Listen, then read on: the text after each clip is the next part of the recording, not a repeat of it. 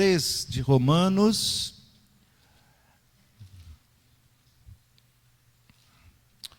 Nós vamos fazer a leitura do versículo 1 ao 8, do 1º ao 8º, se preferirem.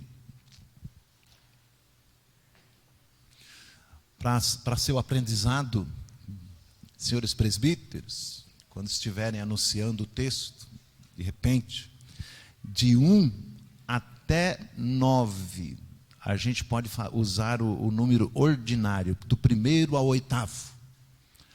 11, já não fica tão bem falar ao 11º, diga 11, tá certo? Aprendemos mais um aí. Então, Romanos 3, do 1º ao 8º.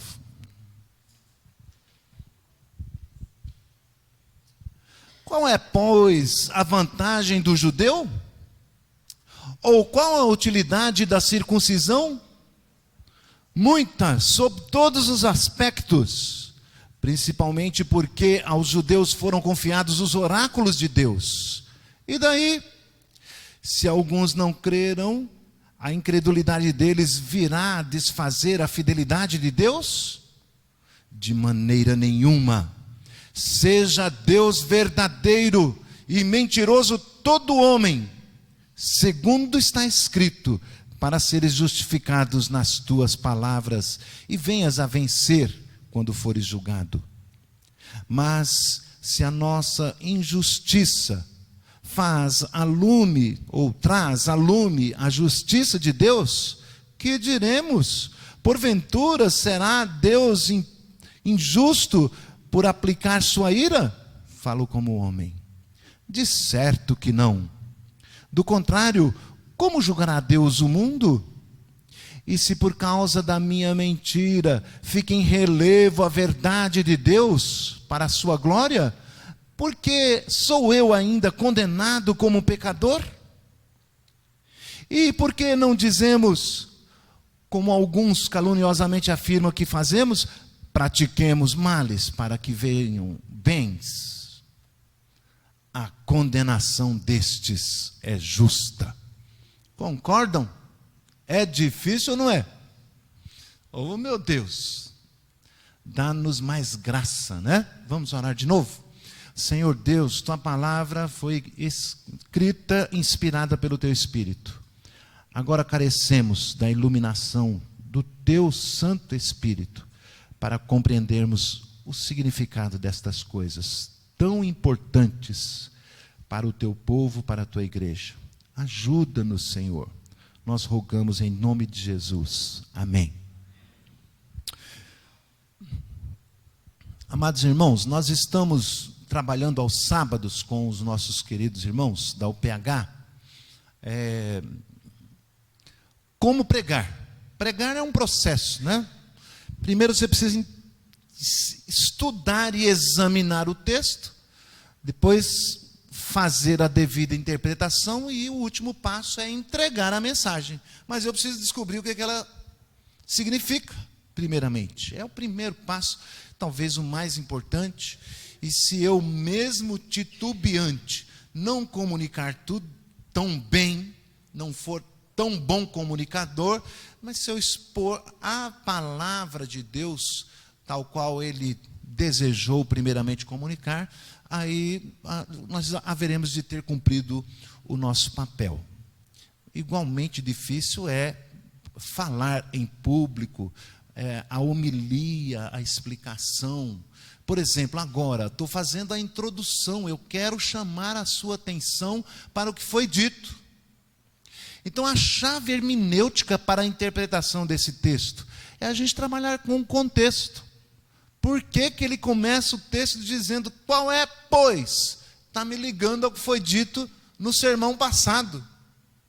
Então, já que é assim, qual é a vantagem do judeu? Olha na chave hermenêutica, está me dando já um gancho para o entendimento desse texto. E assim, meus irmãos, entendendo que no último sermão, na última meditação, no texto anterior, no contexto deste, nós aprendemos que ser judeu não é apenas ser filho de Abraão na carne não é apenas ser circuncidado ao 8º dia, mas todo aquele que crê no descendente de Abraão, aquele que o recebeu como seu único e suficiente Salvador, que circuncidou o coração para andar na presença do Senhor, que o teme, que o reconhece, que o tem por Pai, que o tem por Senhor e Mestre. Este é verdadeiramente o povo de Deus.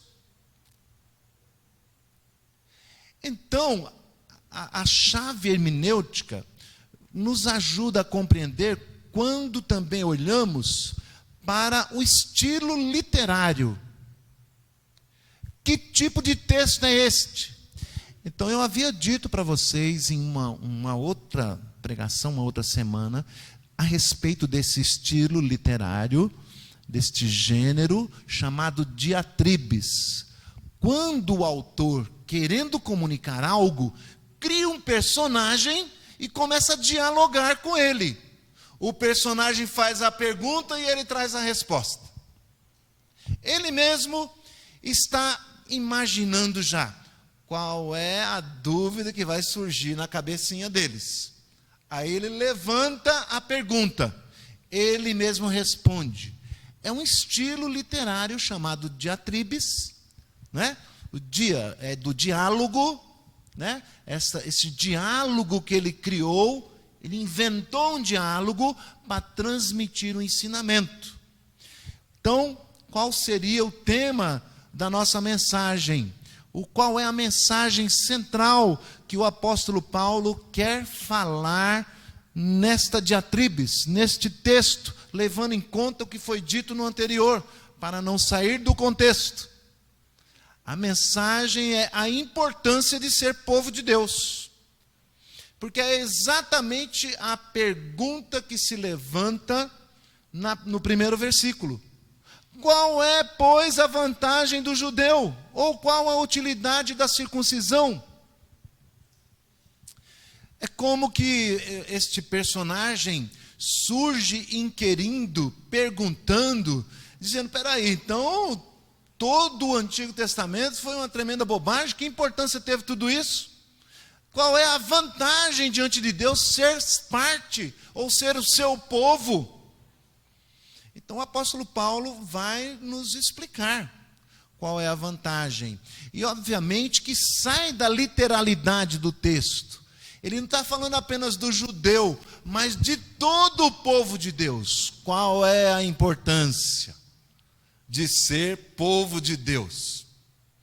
É esta a mensagem desta noite. É este o ensino da palavra de Deus. Qual é a importância? Ou seja, nós vamos falar a respeito de a importância de ser povo de Deus. Então, vejamos o que diz o texto. A pergunta, né, que o personagem inquiridor faz. Então, qual é a vantagem? Pois, se qualquer um pode ser, não está restrito aos filhos de Abraão. O pois quer dizer isso. Está jogando você para o versículo anterior. Final do capítulo 2. O pois está dizendo, dá uma olhada no que foi dito antes. Qual é, pois, a vantagem do judeu? Ou qual a utilidade da circuncisão? Qual é a importância deste povo ter sido chamado para ser o povo de Deus? A resposta do apóstolo Paulo, a primeira resposta que vai argumentar a respeito da importância do povo de Deus, é que este é o povo a quem Deus confiou os seus oráculos. É a primeira ideia que ele traz. Que coisa de suma importância. Aos judeus foi dado esta incumbência. A ninguém mais no mundo, nenhum outro povo. Lembre-se de que Deus se revelou em toda a humanidade, não somente de duas maneiras. Quais foram? Lembram-se? Vimos lá nos primeiros sermões? A consciência e o que mais? natureza, a criação. É impossível que, olhando para a criação, você não veja as impressões digitais de Deus. O tempo todo há um Deus sábio, inteligente, magnânimo, tremendo. Quão grandiosos feitos revelados na sua criação. A consciência nos fala de um Deus, de uma divindade que tem conceitos e preceitos morais, que nos deixa tremendo de medo. A quem haveremos de prestar contas? Deus se revelou a toda a humanidade e são todos indesculpáveis, porque Ele se revelou na sua consciência e na sua criação e na natureza. Este Deus magnífico foi ainda mais amoroso quando escolheu um povo para si e achegou-se a ele e se revelou com a sua palavra, identificando-se pelo nome, mostrando os seus preceitos e dizendo: eu sou o Senhor teu Deus, anunciando como foi tudo desde o início, como aconteceu a queda, como haveria de ser a vinda de um Salvador na descendência dos judeus, um povo separado e escolhido para servir de luz para o mundo, para anunciar, para ser a revelação de Deus ao mundo através do seu povo.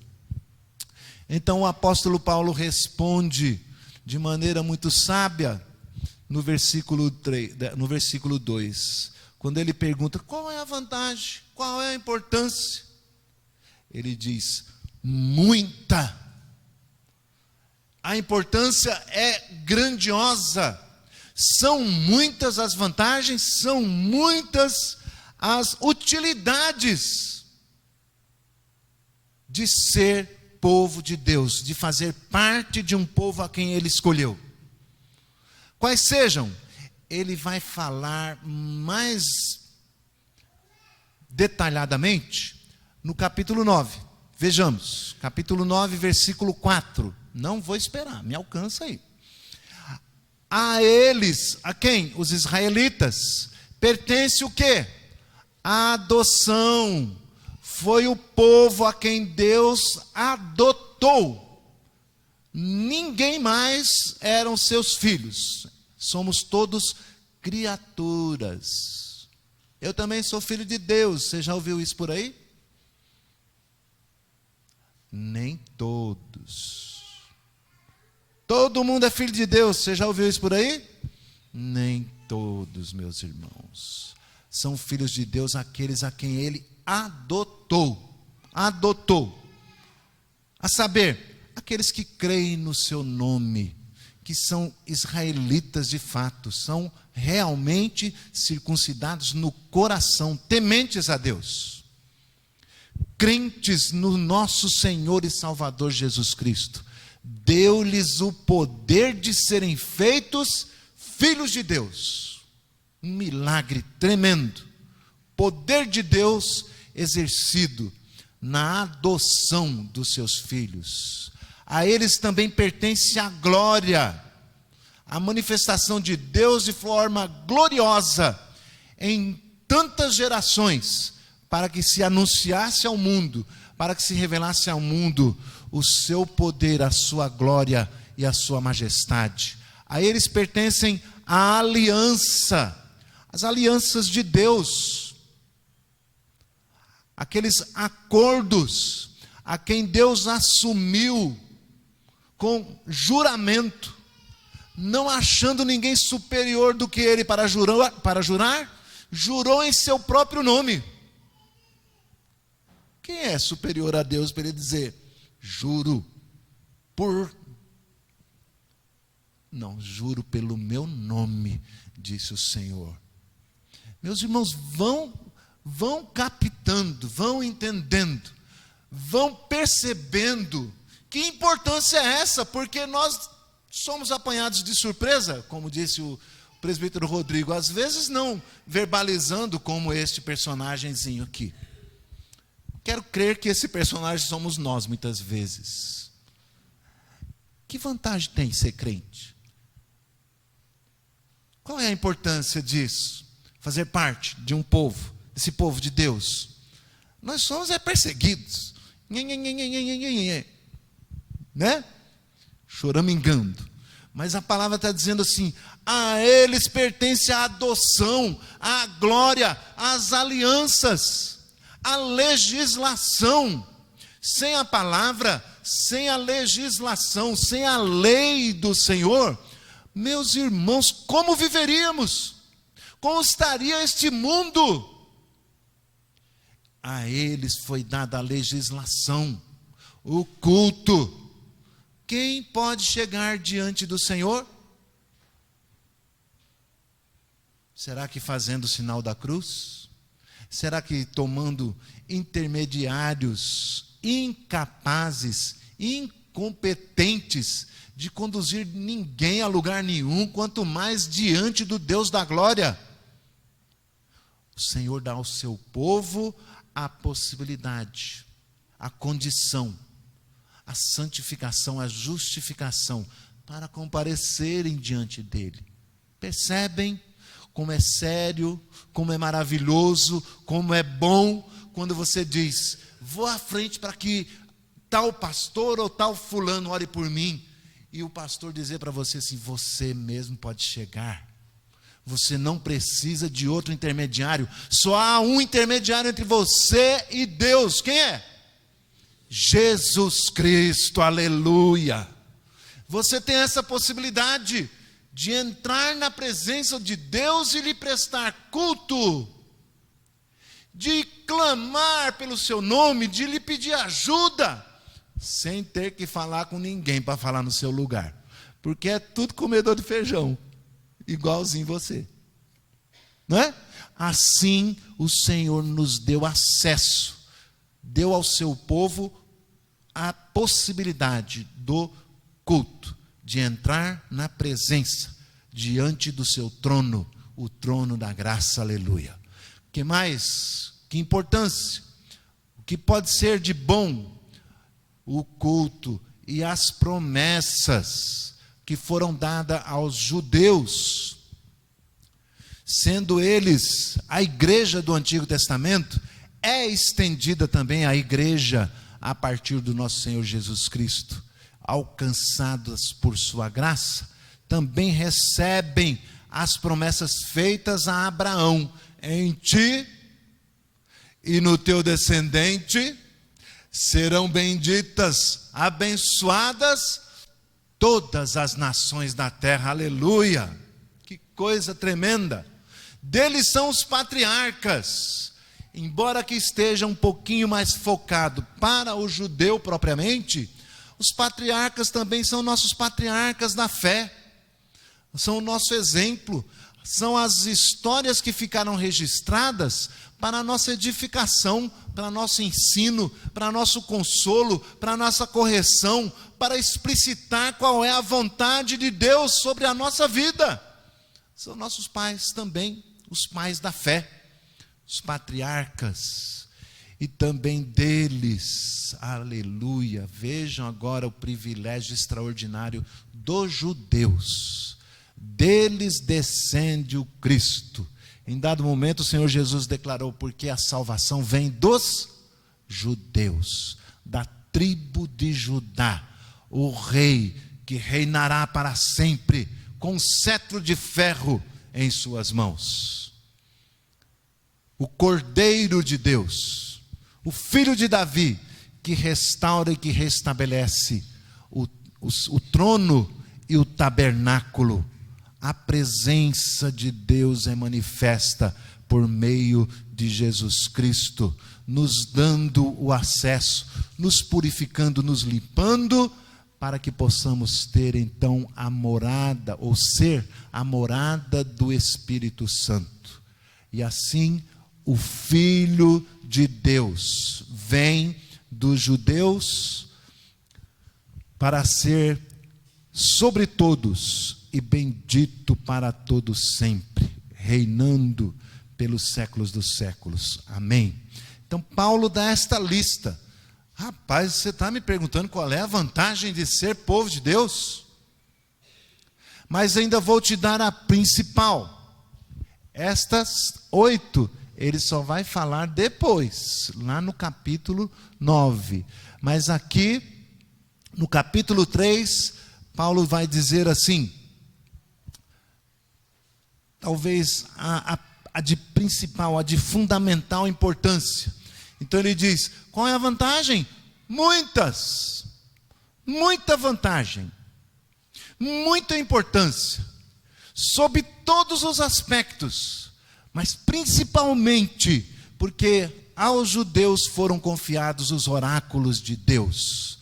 Assim, a toda a terra ele se revelou na consciência, na natureza e também pela sua palavra manifesta ao seu povo. O seu povo tem a incumbência, então, de propagar a sua palavra. A palavrinha que nós procurávamos ontem no nosso estudo. Cadê os irmãos que estavam ontem? Rafael, Renato, Perivane, Ney. A palavrinha é oráculo. É oráculo. Os oráculos de Deus. Os oráculos é a expressão da sua vontade. Essa palavra é usada desde o Antigo Testamento, quando alguém queria saber, mesmo com deuses pagãos, qual é a vontade do Deus. Então tinha que entrar um sacerdote lá, descobrir qual era a vontade ou qual era a palavra do Deus. E ele vinha e trazia para o povo o oráculo, a vontade expressa, o seu desejo, os seus estatutos. Então coube aos judeus, coube ao povo de Deus do Antigo Testamento, e nós herdamos esta importância fundamental. Nós herdamos este compromisso. A nós também é dado o compromisso de sermos portadores dos oráculos de Deus, para divulgar, anunciar qual é a sua vontade. Qual é a sua vontade manifesta na história da criação, queda, redenção e glorificação. Anunciar ao mundo o que está acontecendo. Deus está irado, a sua ira vai ser derramada, mas ele enviou o seu Filho para derramar sobre ele a ira, o castigo que nos traz a paz. Creia no Senhor Jesus Cristo, para ser salvo da ira vindoura. Esta é a vontade, esta é a mensagem. São os oráculos de Deus, está expressa em toda a Escritura, em toda a palavra de Deus, demonstra e nos chama a atenção, e é incansavelmente repetitivo, dizendo ao mundo que Deus está irado e vai derramar a sua ira. Todavia, proporcionou ao mundo esta saída. A vinda do nosso Senhor e Salvador, o Evangelho, a boa notícia. Você pode escapar disso. Jesus amou o mundo de tal maneira que entregou-se naquela cruz por amor de vocês. Eis aí. Que vantagem. Qual é a importância? Qual é a utilidade de fazer parte do povo de Deus? Nunca esqueça, especialmente desta que o apóstolo Paulo apresenta como a principal. Nós somos portadores dos oráculos de Deus. Em segundo lugar, o apóstolo Paulo traz outra vez a diatribes. Lá vem o inquiridor, lá vem o questionador, né? O personagem imaginário que o apóstolo Paulo usa para dar as respostas pertinentes aos que se lhe opunham aos ensinos. Diriam eles, se Deus abandona o seu povo, vamos fazer a leitura de 3 a 4, ele faz a pergunta e Paulo traz a resposta. Então, versículo 3, e daí, se alguns não creram, a incredulidade deles virá desfazer a fidelidade de Deus? De maneira nenhuma. Seja Deus verdadeiro e mentiroso todo homem, segundo está escrito, para seres justificado nas tuas palavras e venha a vencer quando fores julgado. Que diz então a palavra de Deus com esses 2 versículos tão sucintos e tão maravilhosos? Ele está dizendo, e daí que são portadores dos oráculos? Não serviu de nada. Quando olhamos para o nosso povo, Deus não os salvou. E o inquiridor atrevido, né, usa um eufemismo proposital, né, coisa de quem está torcendo as coisas. Ele diz, se alguns, na verdade não foram só alguns judeus, na verdade a sua grande maioria não creu, não quis saber, não aceitou, não recebeu, veio para os seus, mas os seus não o receberam. Na verdade é que somente alguns creram. Mas ele diz assim, se alguns não creram, a incredulidade deles virá desfazer a fidelidade de Deus? O que ele está jogando aí? O que ele está contaminando? O que ele está envenenando? Ele está dizendo, Deus chamou um povo, fez promessas, mostrou, falou, disse como é que tinha que ser, mas porque alguns não creram, aí ele não salvou mais ninguém. O apóstolo Paulo vai dizer assim, salvou sim. Eu sou judeu, sou parte desse povo e fui salvo e alcançado pela sua graça, porque Deus tem propósito somente com a sua palavra, com os seus eleitos, com aqueles a quem ele quis salvar, com o remanescente, aquele que crê, e não por ser filho de Abraão na carne. Esta é a promessa, para o filho da promessa. Então, quando ele faz esta colocação, o apóstolo Paulo identifica exatamente qual é a intenção do inquiridor e já explana a resposta dele. Justifica aquilo que ele afirmou desde o primeiro capítulo. Demonstra que o que ele vem dizendo é a mais plena verdade. Todo homem é mentiroso e pecador. Não há um justo sequer, como lemos há pouco. Todos se extraviaram, quer gregos, quer judeus, quer gentios, quer americano, quer japonês, quer brasileiro, quer romano, todos se extraviaram, não querem saber de Deus, e são culpados por isto. Deus não é o culpado, eles têm o seu coração duro e não querem saber, e Deus amolece a quem quer, salva a quem ele desejar e designar, determinar para a salvação. Então todo homem é que seja pecador e não Deus culpado, quer judeu, quer gentil, somente Deus é verdadeiro. Deus não abandonou seu povo, Deus salvou o seu povo, mesmo quando pareceu duro, disciplinando-os. Então, a resposta que Paulo dá, de maneira nenhuma, seja Deus verdadeiro e mentiroso todo homem.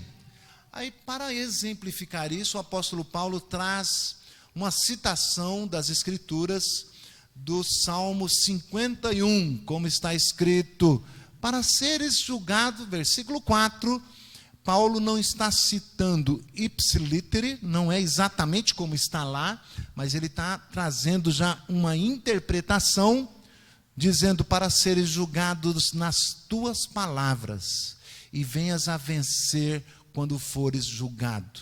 Ele está dizendo, é necessário que o homem reconheça que ele sim é que é mentiroso, ele sim é que é pecador, ele sim é que faz o mal, e que o Senhor Deus, que é rico em misericórdia, rico em perdoar, vai conceder graça e bondade e misericórdia aos seus. Então veja, a citação é de Davi, quando ele havia pecado contra o Senhor, quando ele viu Betseba no seu banho, e ele se sentiu atraído, seduzido, e consumou o ato, trazendo-a para o seu leito, traindo a confiança do seu general. E depois, sim, ele teve a coragem de fazer isso, mandou que ele, o seu general, ficasse na frente da batalha, para então matarem-no. Davi estava matando o seu general pelas mãos de outros. Ele estava assassinando para encobrir o seu erro e se apossar da sua esposa. Quando confrontado pelo profeta, ele reconheceu, ele se prostrou, ele confessou o seu erro. É isso que o apóstolo Paulo está trazendo à tona, para você escapar, para você ser salvo, para você ser parte do povo de Deus. É necessário que você entre em contrição, que você reconheça que é pecador. Como diz o apóstolo João na sua carta, se confessares. E o termo lá do grego é homologar, se reconhecer. Assina aqui o papel. Sou pecador. Reconheça isso, assina aqui. É a homologação. Se reconheceres, se confessares que és pecador. Pedir perdão, deixar o seu pecado. Ele é fiel e justo para te perdoar e purificar de toda a injustiça. Porque o apóstolo Paulo está nos ensinando é que a palavra de Deus vai dizendo: pequei contra ti somente, e fiz o que é mal perante os teus olhos. Eu sou pecador, eu pequei, eu fiz o que era mal perante os teus olhos. Já o Senhor não. O Senhor é sempre verdadeiro. Olha só a interpretação que o apóstolo Paulo está fazendo deste texto de Davi, nosso pai na fé, profeta do Altíssimo. Seja o Senhor sempre verdadeiro, seja o Senhor santo, fiel, justo, perfeito em todos os seus caminhos. De maneira, então, olha o salmista dizendo, de maneira que serás tido por justo no teu falar e puro no teu julgar. Eu mereço a tua ira, eu mereço a disciplina, eu mereço que tu peses a mão sobre mim. Dizia Davi na sua confissão: o meu pecado prova que todo homem, que toda a humanidade é pecador, e que tu, Senhor, é santo, justo, puro e verdadeiro. Então, queridos, o fato de Davi ter pecado, e que Deus o julgou, e lhe atribuiu uma disciplina, e recaiu sobre ele sérias consequências, não significa que Deus o abandonou. Antes, significa que Deus o ama, porque o pai disciplina o filho a quem ama, não o entrega. A disciplina é para o bem, para a correção, para o conserto, para a santificação, sem a qual ninguém verá a Deus. Então a disciplina A correção não é para mal, não é porque Deus abandonou, não é porque Deus deixou, mas porque o Senhor ama e está presente, está bem ao nosso lado, que Ele então nos corrige. A incredulidade deles, portanto, virá fazer a fidelidade de Deus? De modo nenhum. Deus jamais abandona o seu povo. Veja então a importância de fazer parte do povo de Deus.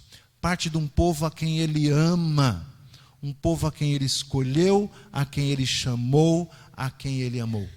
Nunca nos deixou. Aleluia. Me lembro de uma época em que eu estava lá longe, longe do Senhor, mas tinha aquela voz tocando: aqui não é seu lugar. Fico pensando no filho pródigo. O que você está fazendo aqui? No meio das alfarrobas, no meio dos porcos. Não é aqui o seu lugar, não é aqui o seu caminho. O caminho é esse. Volta para os braços do Pai. Uma voz que não nos deixa lá sós. Nós lhe viramos as costas, mas Ele não nos deixa. Bendito seja o Senhor. Qual a vantagem de ser parte do povo de Deus? Ele nunca te abandona. É mais uma das vantagens que o apóstolo Paulo está apresentando. E por fim, terceira razão pela qual é importante sermos filhos de Deus, é porque somos justificados tão somente, aleluia, pela fé no seu Filho. Como é que tiramos esse entendimento aqui, desse trecho, do 5 ao 8? Vamos tentar falar de forma resumida, né? Qual é a importância de ser povo de Deus? Se ele comete tais injustiças, olha o que apresenta o inquiridor.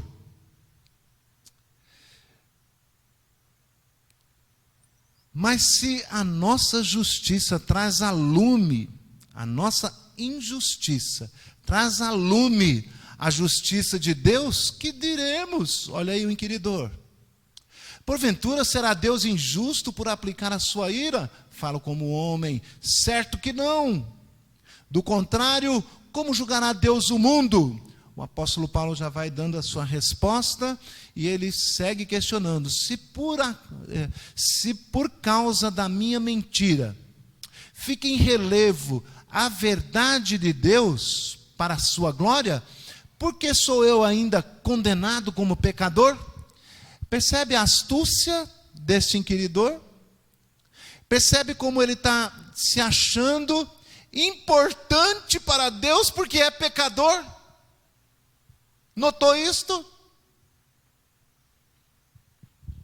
Em outras palavras, está argumentando ele, isto não faz sentido. Se quando eu peco, eu evidencio a santidade de Deus, ele está dizendo isso. Logo eu sou seu colaborador para que a sua santidade apareça. E se eu sou colaborador, e eu diria, e cínico, né? E cínico. Se eu sou seu colaborador, por que ele me julga e me condena? Se quando eu minto, eu torno relevante, o texto está dizendo assim, torno em relevo. Você sabe o que é, né? A escrita em relevo é quando você faz o entalhe na madeira e a letra sai para fora da madeira, né? O entalhe em relevo. Ele está dizendo, se destaca. Se eu minto, se destaca a verdade de Deus. Então eu estou prestando um serviço. Então não é justo que ele me julgue e me condene, porque eu estou lhe prestando um serviço. É cínico ou não? Meus irmãos, diz o cínico aqui, o seu julgamento não é justo. São silogismos, enganos. enganos do próprio coração. Quantas vezes nós não vamos argumentar com Deus com cinismo, com silogismo, torcendo aquilo que Ele nunca disse? Temamos a Deus. Ele é santo, Ele é o Senhor. Prostrem-se diante dEle toda a terra. Compete-nos, cabe-nos, fica-nos bem o corar de vergonha. Oh Deus, tem misericórdia de mim que sou pecador. Senhor, quão rico privilégio o Senhor tem me dado de estar conduzindo o teu povo. Senhor, quão rico privilégio o Senhor tem me dado de estar na minha casa, na minha família, sendo o provedor, a provedora, tendo então a função, a missão de lhes ensinar, de conduzi-los na tua presença, na tua palavra. Mas eu tenho falhado contra ti, tenho pecado contra eles. Ajuda-me, Senhor. Cabe-nos a humildade, a humilhação, a percepção. Quem está no trono? Quem é servo e quem é Senhor? Diz o apóstolo Paulo respondendo à inquirição. Se isso então fosse verdade, mintamos, roubemos, pratiquemos imoralidades. Está dizendo assim no versículo 8. Pratiquemos males para que nos venham bens. Porque ao pregar o evangelho da salvação pela fé, começaram a dizer que a mensagem do apóstolo Paulo era, como ele diz aqui, como alguns caluniosamente afirma que fazemos, ou seja, é uma calúnia, não é isso que eu estou ensinando, mas se for como você está dizendo, mintamos e roubamos, pratiquemos males, para que venham os bens. O apóstolo está dizendo, não é nada disso. Merecem a condenação todos os que tais coisas praticam. A condenação sobre eles é justa, pertinente, cabe-lhes a ira do Deus Santo Todo-Poderoso. Mas não é isto que é pregado. É pregado que todos pecaram, todos estão separados, incapazes de chegar na presença de Deus, incapazes de fazer parte do seu povo.